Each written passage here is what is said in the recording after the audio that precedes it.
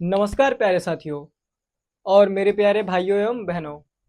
तो मैं हूं अभिषेक और लेके आ गया हूं आप सभी के लिए अपने इस यूट्यूब चैनल अभिषेक स्टडी जोन पे केमिस्ट्री की पहली क्लास। ठीक है, हम लोग साइंस में सबसे पहले केमिस्ट्री को कवर करेंगे, इसके बाद फिजिक्स को और इसके बाद हम बायो को, या आप लोग जैसा मेरे को सजेशन करें कमेंट बॉक्स में आप सजेशन कर सकते हैं कि हम फिजिक्स को पढ़े, केमिस्ट्री को पढ़े या बायो पढ़े या एक साथ तीनों को लेके चले। ठीक है, तो वो उसके लिए कमेंट बॉक्स खुला है। ठीक है, तो चलिए हम किसी भी सब्जेक्ट को पढ़ने से पहले सबसे पहले हमें उस सब्जेक्ट के बारे में जानना होता है और उस सब्जेक्ट्स के जो बेसिक्स हैं उनको हमें सीखना पड़ेगा। ठीक है, तो चलिए हम इस पे बात करते हैं कि रसायन विज्ञान या केमिस्ट्री होती क्या है। ठीक है, तो देखिए रसायन विज्ञान की परिभाषा यानी विज्ञान की वह शाखा, क्या विज्ञान की वह शाखा जिसमें पदार्थ पदार्थ के संगठन संगठन पदार्थ के संगठन संगठन का मतलब वो जो पदार्थ है हमारे सामने वो किस चीज से मिलके बना है। ठीक है,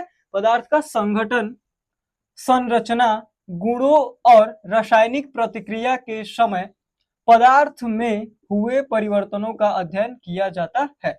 ऐसे विज्ञान को हम क्या कहते हैं? रसायन विज्ञान कहते हैं। अब संगठन का मतलब होता है कि वो पदार्थ किस चीज से मिलके बना है। ठीक है, और उसके बाद होती है संरचना, वो पदार्थ हमको देखने में कैसा है या उसकी आकृति और संरचना कैसी है। ठीक है, उसके बाद हम समझते हैं कि उसके गुण, यानी अगर कोई पदार्थ हमारे पास है तो उसका रासायनिक गुण, भौतिक गुण क्या है। ठीक है, तो गुण में ये आ जाता है। इसके बाद है रासायनिक परिवर्तन या रासायनिक प्रतिक्रिया, यानी उस पदार्थ में के साथ हम कुछ चेंज करते हैं तो उसमें क्या बदलाव आता है। ठीक है, जैसे उदाहरण के लिए मैं अपना फोन लेके बताऊं आपको, तो ये है फोन।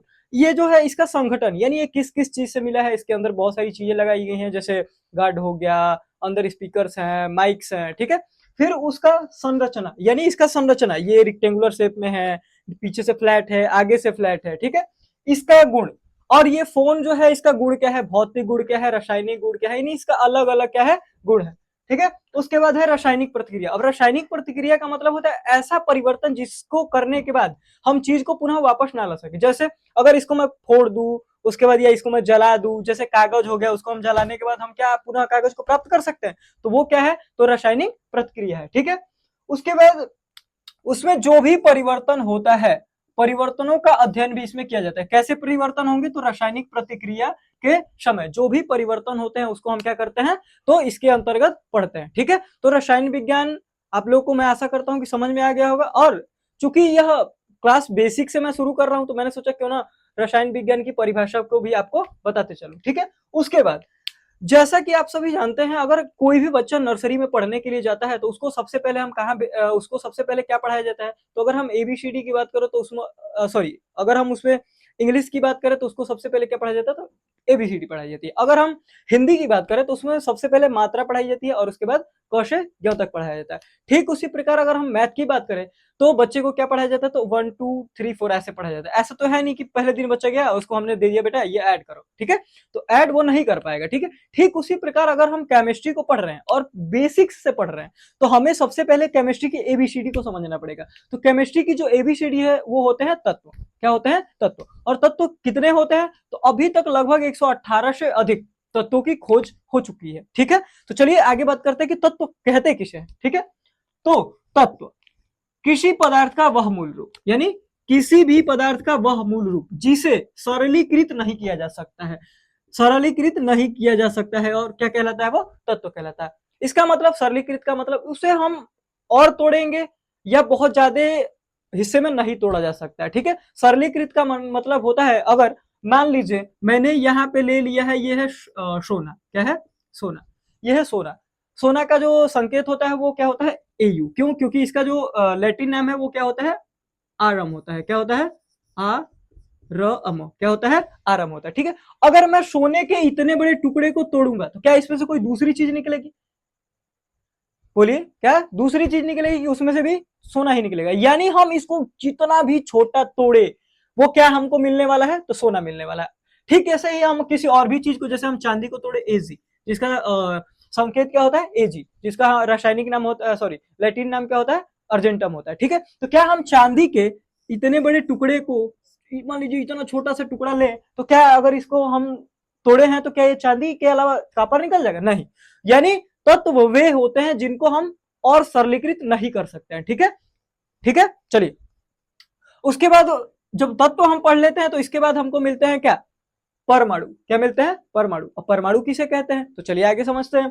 परमाणु पदार्थ का वह सूक्ष्मतम रूप, क्या, पदार्थ का वह सूक्ष्मतम कण जिसे और विभाजित न किया जा सके। ठीक है, ये क्या होता है, परमाणु क्या होता है, तो परमाणु पदार्थ का वह सूक्ष्मतम रूप जिसे हम और विभाजित नहीं कर सकते। इसका मतलब क्या है, तो पदार्थ का जो सबसे सूक्ष्मतम रूप होता है वो होता है परमाणु, और परमाणु को हम और छोटे छोटे टुकड़ों में नहीं बांट सकते हैं। ठीक है, तो चलिए अब पदार्थ का जो परमाणु होता है उसको हम और छोटे छोटे टुकड़ों में नहीं बांट सकते। अब मान लीजिए पदार्थ को हमने, कोई भी पदार्थ लिया तो उसको हमने बहुत छोटे छोटे टुकड़े में तोड़ दिया। ठीक है, तो क्या एक समय ऐसा आएगा कि उसके बाद हम उसको नहीं तोड़ सकते। ठीक है, तो वही जो स्थिति होगी या वही जो छोटा सा कण होगा उसे हम क्या बोलते हैं, परमाणु बोलते हैं। ठीक है, तो चलिए अब आगे मैंने एक लाइन जोड़ी है, किसी तत्व के सबसे छोटे कण, किसी तत्व के सबसे छोटे कण परमाणु होते हैं।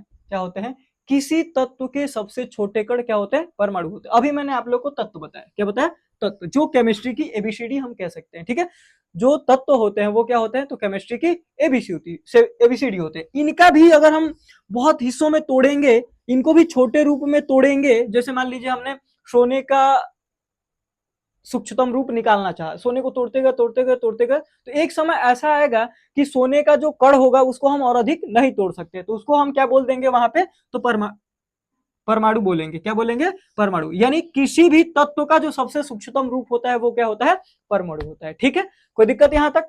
अगर आपको कोई समस्या हो या आपके कोई क्वेश्चन है तो नीचे कमेंट सेक्शन में मेरे को क्वेश्चन जरूर करें। ठीक है, इसके बाद हम बात करते हैं, क्या बात करते हैं, तो होता है अणु। क्या होता है, अणु। अब अणु क्या होता है, तो चलिए देखते हैं इसको भी। एक ही तत्व या भिन्न भिन्न तत्व, एक ही तत्व या भिन्न भिन्न तत्व के दो या दो से अधिक परमाणुओं के समूह जो रासायनिक रूप से एक दूसरे से बंधे होते हैं। अब इसका मतलब क्या है, तो एक ही तत्व सेम होंगे, उसके अलग अलग परमाणु जुड़ के, दो या दो से अधिक जुड़ के क्या बनाएंगे, तो अणु का निर्माण करेंगे। ठीक है, या कभी कभी किसी किसी कंडीशन में ऐसा होता है कि अलग अलग तत्व भी जुड़ के क्या करते हैं, तो किसी तत्व का निर्माण करते हैं। ठीक है, चलिए मैं थोड़ा सा आपको इसको कुछ उदाहरण देता हूं। ठीक है, अगर आप लोग को ये नोट्स के रूप में लेना है तो इसका आप स्क्रीनशॉट ले सकते हैं। मैं हट जा रहा हूँ। ठीक है, आप इसका स्क्रीनशॉट कर लीजिए। ठीक है, अब चलिए मैं थोड़ा आप लोगों को अणुओं के बारे में थोड़ा सा समझाता हूँ। अणु क्या होते हैं, तो दो या दो से अधिक परमाणुओं के मिलने से क्या बनता है, अणु बनता है। जैसे मैं आपको उदाहरण के लिए बताऊं तो देखिए, ये है O और इसमें मैंने लगा दिया 2, तो ये बन जाएगा ऑक्सीजन। क्या बन जाएगा, ऑक्सीजन। ये है ऑक्सीजन का परमाणु। क्या है, ऑक्सीजन का परमाणु। ऑक्सीजन का परमाणु, किसका परमाणु, सॉरी ऑक्सीजन का अणु है। क्या है, ऑक्सीजन का अणु है। ठीक है, तो यहाँ पे हम लोग देख रहे हैं कि एक ऑक्सीजन और एक ऑक्सीजन मिलके क्या बना है, तो O2 बना है। यानी ऑक्सीजन के ही दोनों परमाणु मिलके क्या बना रहे हैं, ऑक्सीजन के एक अणु का निर्माण कर रहे हैं। ठीक है, तो यहाँ पे क्या है, तो समान तत्वों के दो परमाणु जुड़ के आपस में क्या बना है, तो एक अणु का निर्माण किए। ठीक है, कभी कभी ऐसी कंडीशन आती है कि दो अलग अलग तत्व के परमाणु मिलके क्या बनाते हैं, तो एक अणु का निर्माण करते हैं। जैसे मैं उदाहरण के लिए आपको बता दूं तो H2O, यहाँ पे क्या है, ये हाइड्रोजन है। क्या है, हाइड्रोजन है। क्या है, हाइड्रोजन। और ये क्या है, ऑक्सीजन। ऑक्सीजन। क्या है, ऑक्सीजन। यानी देखिए यहां पे क्या हो गया है कि हाइड्रोजन और ऑक्सीजन दोनों के परमाणु मिलके क्या बना रहे हैं, तो H2O क्या होता है, तो H2O होता है जल। क्या होता है, जल। क्या होता है, जल। ठीक है, यहां तक कोई दिक्कत। अब जो जल होता है यानी हाइड्रोजन और ऑक्सीजन मिलके क्या बना रहे हैं, तो जल। अब इसमें हम देखेंगे कि परमाणु क्या है, तो हाइड्रोजन के कितने परमाणु है, 2। हाइड्रोजन के कितने परमाणु इसमें आए हैं, 2। और ऑक्सीजन का 1 परमाणु आया है। ठीक है, यानी कभी कभी या बहुत सारे ऐसे केसेस आएंगे जिसमें क्या होंगे, या तो कभी कभी समान तत्वों के परमाणु मिलकर एक अणु का निर्माण करेंगे, या कभी कभी ऐसी कंडीशन आएगी कि अलग अलग तत्वों के परमाणु आपस में मिलेंगे और एक नए यौगिक का निर्माण करेंगे, जो क्या होगा, तो वो एक अणु भी हो सकता है। जैसे मान लीजिए मैंने लिखा NaCl। क्या है, NaCl, तो ये भी क्या है, तो ये भी एक अणु है। किसका, तो सोडियम क्लोराइड का। लेकिन किस किस से मिलकर बना है, तो इसमें किसके किसके परमाणु है, तो सोडियम के। किसके किसके परमाणु है, सोडियम के। और किसके, तो क्लोरीन के। ठीक है, यहां तक कोई दिक्कत। चलिए इसके बाद अब हम कुछ और टॉपिक्स पे डिस्कस करते हैं, ठीक है, यहीं तक। चलिए अब हम बेसिक क्लास पढ़ ही रहे हैं तो संयोजकता को भी समझ लेते हैं जी, जो हमें बहुत हेल्प करेगी आगे की केमिस्ट्री के इक्वेशंस बनाने में, ठीक है। तो संयोजकता होती क्या है उसको समझने के लिए चलिए हम कुछ चीजें मैं आपको बताऊंगा जिसको आप सबसे पहले समझिए। अगर कोई भी तत्व होता है, क्या है, कोई भी तत्व है, मान लीजिए कि ये है उसका तत्व, तो आपको पता है कि उसके चारों ओर जो सेल्स होते हैं उसमें इलेक्ट्रॉन घूमते रहते हैं। क्या होते हैं? इलेक्ट्रॉन घूमते रहते हैं। तो चलिए हम थोड़ी सी इस पे भी बात कर लेते हैं। तो ये एक सेल है, ये दूसरी सेल है, ये तीसरी सेल है और ये चौथी सेल है, ठीक है। इस पहली वाली सेल का हम नाम रखते हैं के। क्या रखते हैं नाम? के। इसका नाम रखते हैं एल, इसका नाम रखते हैं एम और इसका नाम क्या रखते हैं? एन, ठीक है। अब ये सेल्स जो होती है इनकी कुछ खासियत होती है। क्या खासियत होती है? तो चलिए उसको मैं आगे बात करता हूँ, ठीक है। अब इनके जो सेल्स होती है इनमें इलेक्ट्रॉन्स घूमते रहते हैं। क्या घूमते रहते हैं? तो इलेक्ट्रॉन्स घूमते रहते हैं। इनकी जो इलेक्ट्रॉनों की संख्या होती है उसको निकालने के लिए एक फॉर्मूला होता है। क्या फॉर्मूला होता है? तो 2n का स्क्वायर। क्या होता है? 2n का स्क्वायर। अब ये n इक्वल टू क्या है? तो n इक्वल टू क्या है? यही सेल है। सेल को हम कक्षक भी बोलते हैं। क्या बोलते हैं? कक्षक। और ये जो है ये हमारी पहली सेल, ये हमारी दूसरी सेल, ये हमारी तीसरी सेल और ये हमारी चौथी सेल। अब मान लीजिए हमें ये पता करना है कि के सेल में कितने इलेक्ट्रॉन अधिक से अधिक रह सकते हैं, ठीक है। तो चलिए एन के की वैल्यू, के जो है वो पहली सेल है, तो यहाँ एन की जगह पे हम क्या रखेंगे? तो 1 रखेंगे। यानी अगर हम यहाँ एन की जगह पे 1 रखते हैं तो क्या हो जाएगा? तो ये होगा 2 इंटू 1 इक्वल टू 2। यानी के सेल में हम अधिक से अधिक कितने इलेक्ट्रॉन रख सकते हैं? तो 2। तो के सेल में हम कितने इलेक्ट्रॉन रख सकते हैं? तो अधिक से अधिक 2 इलेक्ट्रॉन रख सकते हैं, ठीक है। ठीक उसी प्रकार अगर हम आगे वाली की बात करते हैं एल सेल की, तो जो हमारी एल सेल है उसकी संख्या क्या है? 2। तो अगर हम इसके बारे में निकालना चाहे तो 2 इंटू 2 का स्क्वायर, 2 का स्क्वायर 2 इंटू क्या हो जाएगा? 4 हो जाएगा, इक्वल टू 8। यानी अगर हम बात करें तो जो हमारी एल सेल है उसमें हम अधिक से अधिक कितने इलेक्ट्रॉन रख सकते हैं? तो अधिक से अधिक हम 8 इलेक्ट्रॉन रख सकते हैं। कितने इलेक्ट्रॉन रख सकते हैं? तो इसमें 8 इलेक्ट्रॉन रख सकते हैं। ऐसे ही ये मैंने आपको फॉर्मूला दे दिया है। अगर आप निकालना चाहें तो आप अधिक से अधिक तत्वों का सॉरी इन चारों सेल्स का आप निकाल सकते हैं। मैं आपको डायरेक्ट बता देता हूं एम में कितने होते हैं? तो एम में कितने होते हैं? तो 18 होते हैं, ठीक है। और जो हमारी एन सेल है उसमें कितने होते हैं? तो 32 होते हैं, ठीक है। अब ये जो सेल्स होती हैं इसमें क्या होता है? तो हम जब किसी भी तत्व की संयोजकता निकालने जाएंगे तो सबसे पहले हम क्या करेंगे? तो इन सेल्स में हम इलेक्ट्रॉनों को बांटना शुरू करेंगे, ठीक है। तो अब इलेक्ट्रॉनों को बांटते कैसे, चलिए उसको समझते हैं। तो सबसे पहले हम क्या करेंगे कि इन सेल्स में क्या करेंगे? इलेक्ट्रॉनों को बांटेंगे। क्या करेंगे? बांटेंगे, ठीक है। अब जो संयोजकता होती है अगर मैं उसकी परिभाषा आपको बोलूं कि संयोजकता हम कहते किसे हैं, तो हम ये कह सकते हैं कि किसी भी तत्व की बाहरी कक्षक में या कक्षा में जितने भी तत्व उपस्थित जितने भी इलेक्ट्रॉन उपस्थित होते हैं उसे हम क्या कह सकते हैं? उसकी संयोजकता कह सकते हैं। जो जिनको हम संयोजी इलेक्ट्रॉन भी कहते हैं। क्यों? क्योंकि वही इलेक्ट्रॉन जो है अलग अलग तत्वों से मिलकर क्या करते हैं? तो एक इक्वेशन नहीं, एक यौगिक का निर्माण करते हैं, ठीक है। तो चलिए देखते हैं कि हम संयोजकता कैसे निकालते हैं। चलिए जैसे मान लीजिए हम जानते हैं कि 11 जो क्रमांक होता है किसका? सोडियम का होता है। किसका होता है? तो सोडियम का। अगर मान लीजिए मुझे इसकी संयोजकता निकालनी है तो सबसे पहले मैं यहाँ रखूंगा के सेल, उसके बाद मैं किसको रखूंगा? एल को, उसके बाद मैं किसको रखूंगा? एम को, ठीक है। आपको पता है कि के सेल में कितने इलेक्ट्रॉन अधिक से अधिक रह सकते हैं? तो 2। कितने रह सकते हैं? 2, ठीक है। उसके बाद अगली जो सेल आती है वो आती है एल। एल में कितने इलेक्ट्रॉन रह सकते हैं? अधिक से अधिक 8। अब मान लीजिए आपके घर में आपके घर में क्या है? 10 लोगों की अगर जगह है तो क्या हम 12 इंसान को अपने में रख सकते हैं? नहीं रख सकते, ठीक है। ठीक वैसे ही अगर के शेल में 2 इलेक्ट्रॉन ही रह सकते हैं तो हम 2 से अधिक उसमें नहीं भर सकते, ठीक है। तो 2 और 8 मिलके कितने हो गए? 10। अब हमारे पास बचा एक इलेक्ट्रॉन, तो उसको हम एम सेल में भरेंगे। किस में भरेंगे? एम सेल में। तो ये जो एक है, क्या है? ये जो एक है यही इस सोडियम की क्या हो जाएगी? संयोजकता। यानी सोडियम की संयोजकता क्या हो जाएगी? तो वो हो जाएगी एल, सॉरी एक, क्या हो जाएगी? एक। अब थोड़ा सा आगे जब हम चलते हैं तो कुछ तत्वों में संयोजकता निकालने में दिक्कत होती है, तो चलिए थोड़ा सा उसको भी डिस्कस कर लेते हैं, ठीक है। अब देखिए जिन तत्वों की बाहरी शेल में 1, 2, 3 या 4 इलेक्ट्रॉन आते हैं, क्या होते हैं? 1, 2, 3 या 4 इलेक्ट्रॉन आते हैं, तो उनकी तो संयोजकता उतनी ही हो जाती है। कितनी हो जाती है? तो 1, 2, 3 और 4, ठीक है। लेकिन जब तत्वों के इलेक्ट्रॉन जो होते हैं वो 4 से अधिक होने लगते हैं, जैसे मान लीजिए कि कितना हो गया? 5 हो गया। कितना हो गया? 5 हो गया। चलिए देखते हैं इसको। तो मान लीजिए कि कोई ऐसा कोई तत्व है जिसका जो वो है इलेक्ट्रॉन जो है उसके अंतिम सेल में कितने इलेक्ट्रॉन हो गए, तो मान लीजिए उसके में आ गए 5, फिर उसके में मान लीजिए आ गए 6, उसके में आ गए 7, उसके में आ गए 8। अब इन लोगों में तो संयोजकता हम देखते हैं कि 1 से 4 तक ही हमको देखने को मिलती है, लेकिन इनका हम कैसे निकालेंगे? तो जब 4 से अधिक तत्व होते हैं तो हम क्या करते हैं, उनको हम 8 में से वो माइनस कर लेते हैं। क्या कर लेते हैं? माइनस कर लेते हैं। तो अगर हम 8 माइनस 5 करते हैं तो क्या आता है? 3।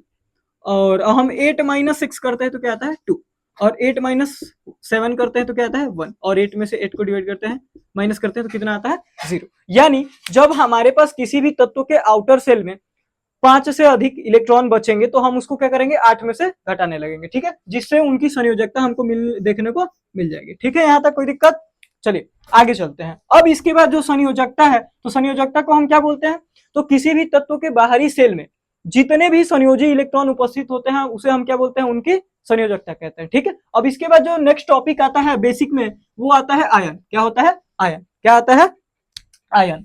चलिए अब आयन पे थोड़ी सी बात कर लेते हैं। अब आयन हम किसको कहते हैं? तो आयन हम उसको कहते हैं, सीधा से ये समझिए कि किसी भी तत्व की जो संयोजकता होती है वही उसकी क्या बन जाती है? तो आयन बन जाती है। अब कैसे बनती है उसको भी समझते हैं। जैसे मैंने यहाँ अभी सोडियम का उदाहरण दिया था। क्या दिया था? सोडियम का उदाहरण लिया था। जैसे सोडियम का क्या होता है? 11 Na, जो 2, 8 और 1 होता है। ये इसकी क्या हो जाएगी? तो संयोजकता हो जाएगी। क्या हो जाएगी? संयोजकता। कोई भी तत्व है वो क्या करता है? अपने अष्टक को कंप्लीट करना चाहता है। अष्टक का मतलब क्या होता है? जो के सेल होती है, एल सेल होती है, एम सेल होती है और एन सेल, वो अपने आप को क्या चाहता है कि कंप्लीट रहूं। ठीक है, तो हम देखते हैं तो ये के सेल है और ये एल सेल है। ठीक है, जब ये के और एल में हम देख रहे हैं कि 8 में कितने इलेक्ट्रॉन चाहिए? तो 8 इलेक्ट्रॉन चाहिए। तो जब 8 इलेक्ट्रॉन इसमें कंप्लीट हो चुके हैं तो ये क्या करेगा कि इसको वो चाहेगा कि मैं यहां से हटा दूं। क्या चाहेगा वो? तो ये चाहेगा कि मैं इसको क्या करूं? यहां से हटा दूं। तो वो इलेक्ट्रॉन देगा। क्या करेगा? वो इलेक्ट्रॉन देगा। इलेक्ट्रॉन का क्या करेगा? त्याग करेगा। और जब कोई तत्व इलेक्ट्रॉन का त्याग करता है तो उसकी जो संयोजकता होती है बस उसमें हम प्लस चार्ज लगा देते हैं। क्या करते हैं? उसकी जो संयोजकता होती है उसमें हम क्या लगा देते हैं? तो प्लस का चार्ज लगाते हैं। अब देखिए मान लीजिए सोडियम का कोई आयन पूछे तो हम क्या करेंगे? Na+। ठीक है, यानी सोडियम आयन लिखना होगा तो हम क्या करेंगे? Na लिख के उस पर क्या लगा दें? एक प्लस लगा दें। ठीक है, अब देखिए वैसे ही कोई और भी तत्व होता है, जैसे क्लोरीन होता है। क्या होता है? क्लोरीन Cl कितने पे आता है? 17 नंबर पे। ठीक है, तो 17 नंबर पे आता है। तो क्लोरीन के लास्ट में बचते हैं कितने इलेक्ट्रॉन? तो 2, 8 और 7। 7 उसके आउटर सेल में होते हैं, 7। तो मैंने बोला कि जब भी किसी तत्व का जो आउटर सेल है उसमें अगर 5 से अधिक इलेक्ट्रॉन बचते हैं तो उसको हम 8 में से घटा देते हैं। क्या करते हैं? 8 में से घटाते हैं। जब हम 8 में से इसको घटाते हैं, ये इलेक्ट्रॉन को लेता है। क्या करता है? ये इलेक्ट्रॉन यानी अपने अष्टक को पूरा करने के लिए क्या करेगा? इसको एक इलेक्ट्रॉन अगर हम दे देते हैं तो इसका अष्टक कंप्लीट हो जाता है। ठीक है, यानी उसके पास कितने इलेक्ट्रॉन हो जाते हैं? 8। तो ये क्या करेगा? तो ये एक इलेक्ट्रॉन को दे रहा है। क्या कर रहा है? एक इलेक्ट्रॉन, ये एक इलेक्ट्रॉन को क्या कर रहा है? ले रहा है। क्या कर रहा है? ले रहा है, सॉरी, दे नहीं रहा है। ये जो क्लोरीन है वो क्या करता है? एक इलेक्ट्रॉन को ले रहा है। ले रहा है तो उस कंडीशन में, लेने वाली कंडीशन में हम इसके साथ कौन सा चार्ज लगा देते हैं? माइनस का चार्ज लगाते हैं। यानी और जितना इलेक्ट्रॉन को ये देंगे वो उसके साथ हम क्या लगा देंगे? तो उसको हम लगा देते हैं प्लस। और जितना ये इलेक्ट्रॉन को लेते हैं वो उतना हम क्या लगा देते हैं? माइनस चार्ज लगा देते हैं। ठीक है, यहाँ तक कोई दिक्कत? अब हम थोड़ी सी बात कर लेते हैं। अब जब बेसिक की बात कर रहे हैं तो इसमें हम थोड़ी सी एक और हेडिंग को ऐड करना चाहेंगे जिसको हम कहते हैं यौगिक। क्या कहते हैं? यौगिक। यौगिक। अब यौगिक को क्या कहते हैं? तो कंपाउंड बोलते हैं। क्या बोलते हैं? कंपाउंड। ठीक है, अब यौगिक क्या होता है तो समझिए। अभी हम पीछे अणु और परमाणु पढ़ चुके हैं। तो ये क्या होता है? तो किसी भी तत्व के अणुओं के संयोग से क्या बनता है? तो यौगिक बनता है। किसी भी तत्व के अणुओं के संयोग से क्या बनता है? तो यौगिक बनता है। जैसे हम ले लेते हैं MgCl2। क्या है? MgCl2, जिसको हम बोलते हैं मैग्नीशियम क्लोराइड। क्या बोलते हैं? Magnesium chloride. ठीक है, अगला मान लीजिए हमने ले लिया क्या? H2O। अब ये क्या है? तो ये हाइड्रोजन का एक अणु है। यहाँ पे क्या है? तो ये ऑक्सीजन का अणु है। तो दो अणु मिलकर क्या बना रहा है? एक यौगिक बना रहे। क्या बना रहे हैं? यौगिक बना रहे। ठीक है, आशा करता हूं कि आज मैंने बेसिक केमिस्ट्री में जितनी भी क्लास ली है उसको वो आपको समझ में आया होगा। ठीक है, और जो भी अगर इसमें कुछ कमी आपको दिखे तो आप मेरे को कमेंट सेक्शन में बता सकते हैं कि हाँ सर आप ऐसा करिए, ऐसा ठीक रहेगा। ठीक है, तो जितने भी भाई बहन हैं और जितने भी मेरे दोस्त मित्र इस वीडियो को देख रहे हैं वो क्या करें, तो अपने जो भी बच्चे क्लास 10th में पढ़ रहे हैं उनके पास इस वीडियो को शेयर करिए, जिससे कि क्या हो कि उनकी जो आगे की पढ़ाई है वो अच्छे से चल सके। मैं इसमें साइंस ही पढ़ाने वाला हूँ। ठीक है, तो आप सभी इस चैनल को सब्सक्राइब करें जिसका नाम है क्या है, अभिषेक स्टडी जोन। और ऐसे ही मैं आगे केमिस्ट्री की क्लासेज लेके आऊंगा, उसके बाद हम अदर जैसे फिजिक्स और केमिस्ट्री पे बात करेंगे। ठीक है, तो आज के लिए बस इतना ही। धन्यवाद। जय